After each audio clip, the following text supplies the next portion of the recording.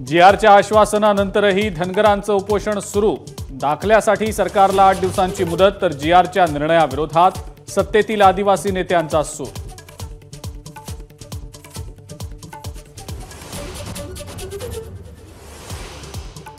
मनोज जरांगेंचं मध्यरात्रीपासून 6व्यांदा आमरण उपोषण। यंदा शेवटची संधी म्हणत फडणवीसांना इशारा, तर भुजबळांवरही साधा निशाणा।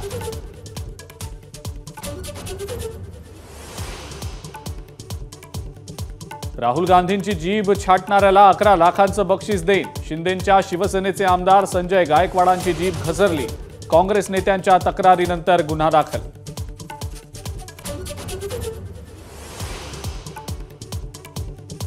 शरद पवारांमुळे राज्याला जातीय वादाचा कॅन्सर। पडळकरांची पातळी सोडून टीका, तर शिंदेंच्या संजय शिरसाटांकडून ठाकरेंच्या सेनेसाठी अपशब्द। महाविकास आघाडीकडून दोघांचाही समाचार।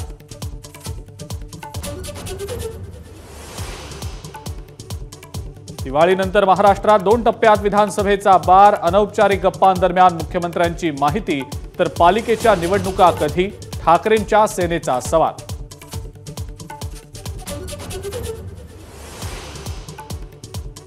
विधानसभेसाठी भाजपकडून परराज्यातील नेत्यांची फौज सज्ज। महाराष्ट्र पिंजून काढत हायकमांडला रिपोर्ट देणार।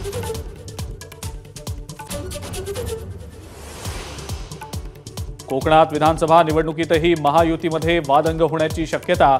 नव्या एमआयडीसीच्या घोषणेवरनं भाजपचे माजी आमदार बाळ माने यांचे मंत्री उदय सामंतांवर गंभीर आरोप।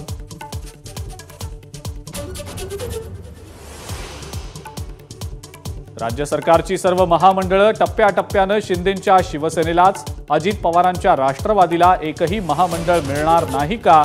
राजकीय वर्तुळात चर्चा।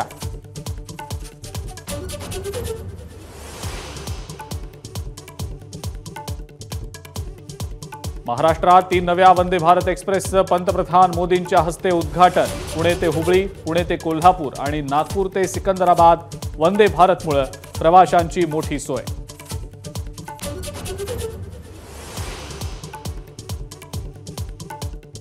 अदानी पॉवर राज्य सरकारला वीज पुरवणार। प्रक्रियेनुसारच टेंडर। आक्षेप घेणाऱ्या विरोधकांना अजित पवारांचं प्रत्युत्तर।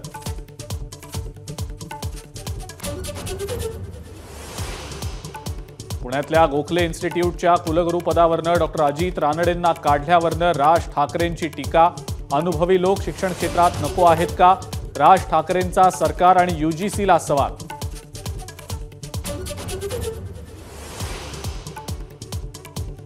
निर्यात शुल्कात कपात करूनही कांद्याचा वांदा कायम।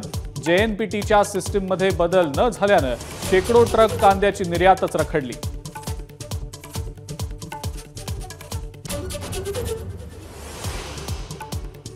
आणि गणपती विसर्जनासाठी मुंबईतल्या चौपाट्यांवर यंत्रणा सज्ज। पुणे, नाशिकसह प्रमुख शहरात कृत्रिम तलावांची सोय।